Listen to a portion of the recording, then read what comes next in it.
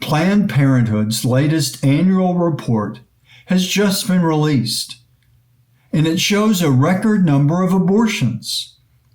Despite all the rhetoric of safe, legal, and rare, the reality is this: abortion has become the currency of a culture that worships autonomy over life itself. In just 1 year, more than 374,000 abortions were committed under their name. That's over 1,000 children killed every day under the banner of so-called reproductive rights. There are many other signs of how the culture of death has taken hold. For example, the UN recently pushed for universal access to abortion under the label of reproductive rights, pressuring pro-life countries to change their laws.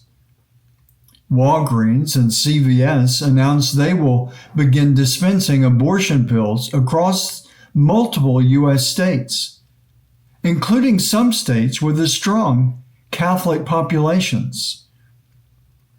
The American College of Obstetricians and Gynecologists, the ACOG, recently removed references to fetal development stages from its guidance, a disturbing move to dehumanize the unborn.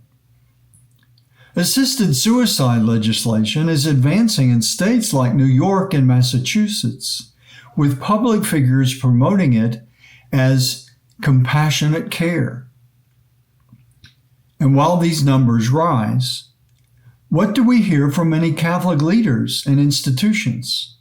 Silence, or worse, collaboration. But hopefully, the tide may be beginning to turn in some places.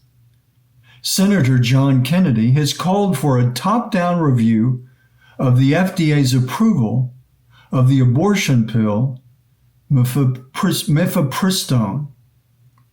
This drug, which was quietly approved years ago with little long-term scrutiny, is now coming under fire as new research reveals it may do far more harm to women than previously reported. Kennedy has ordered the FDA director, Mary Macri, to conduct a full investigation and report back. This is not just a political maneuver. This is a matter of truth and justice. A Catholic advocacy group has joined the effort, demanding that the FDA be held accountable for what it has permitted in the name of healthcare. This is what the culture of death does. It lies. It tells women they are free, even as it poisons their bodies. It tells parents they have choices, even as it kills their children. And too often, it does all this with the cooperation of those who should be the very voice of conscience. Instead of drawing a clear line in the sand, many Catholic institutions now embrace moral confusion, whether by partnering with secular entities that promote abortion, or by remaining silent while legislation attacks the dignity of life at every stage. Too many have become complicit. They have not held to the standard of Christ. And yet the gospel remains unchanged. The thief cometh, but for to steal and to kill and to destroy. I come that they may have life and may have it more abundantly. From the Gospel according to St. John, chapter 10, verse 10.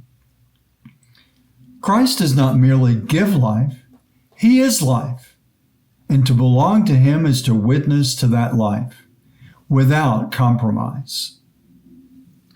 St. Teresa of Calcutta, who spent her life ministering to the poorest of the poor, said, "It is a poverty to decide that a child must die so that you may live as you wish."